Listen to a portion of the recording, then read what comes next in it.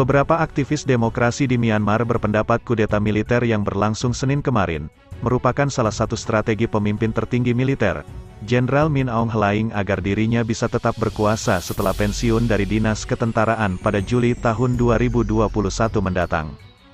Jika ia pensiun, maka kekuasaannya di militer dan pengaruhnya di pemerintahan akan berakhir. Jika tidak ada kudeta, maka anggota parlemen yang baru dan pemerintahan terpilih akan resmi menjabat, dan panglima militer, orang paling berkuasa di Myanmar, akan kehilangan kekuasaannya, kata Hin Ohmar, seorang aktivis demokrasi dan HAM veteran di Myanmar, saat jumpa pers bersama ASEAN Parliamentarians for Human Rights, APHR, Selasa kemarin.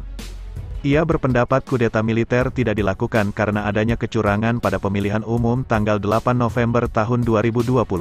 Alasan Jenderal Min Aung Hlaing mengkudeta pemerintahan yang terpilih secara demokratis di Myanmar salah satunya karena ia ingin mempertahankan posisinya di militer dan mengamankan jaringan usaha di tubuh militer yang melibatkan keluarga para petinggi beserta mitra bisnisnya, kata Hin Ohmar, pendiri sekaligus ketua Progressive Voice. Militer Myanmar meluncurkan kudeta terhadap pemerintah, Senin pagi, dan menangkap penasihat negara Aung San Suu Kyi, Presiden Win Min, politisi dari partai pemenang pemilu, yaitu Liga Nasional untuk Demokrasi, NLD, serta sejumlah aktivis pro-demokrasi dan HAM di Myanmar. Progressive Voice merupakan organisasi dan lembaga riset pro-hak asasi manusia dan demokrasi di Myanmar.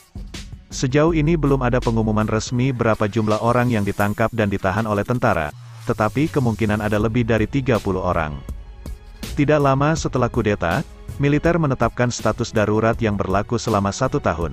Selama status darurat berlaku, kekuasaan eksekutif, legislatif, dan yudikatif di Myanmar berada di bawah kendali pimpinan tertinggi, Panglima Militer Jenderal Min Aung Hlaing. Militer Myanmar, lewat pernyataan resmi yang dibacakan oleh Myawaddy Television, MWD, mengatakan status darurat ditetapkan untuk mencegah perpecahan antar kelompok masyarakat sebagaimana diatur dalam Pasal 417 Konstitusi Negara 2018. Menurut otoritas militer, pemerintah gagal menyelesaikan sengketa daftar pemilih pada pemilihan umum tanggal 8 November tahun 2020. Namun, Hin Ohmar menolak klaim tersebut karena ia meyakini militer telah menyusun isi konstitusi 2018 agar sesuai dengan kepentingan kelompoknya. Dalam kesempatan yang sama, Ketua APHR Charles Santiago sepakat dengan pendapat Ohmar. Ia mengatakan klaim militer bahwa kudeta itu sah secara hukum merupakan sesuatu yang keliru. Kudeta ini tidak terjadi tiba-tiba, tetapi telah direncanakan matang-matang.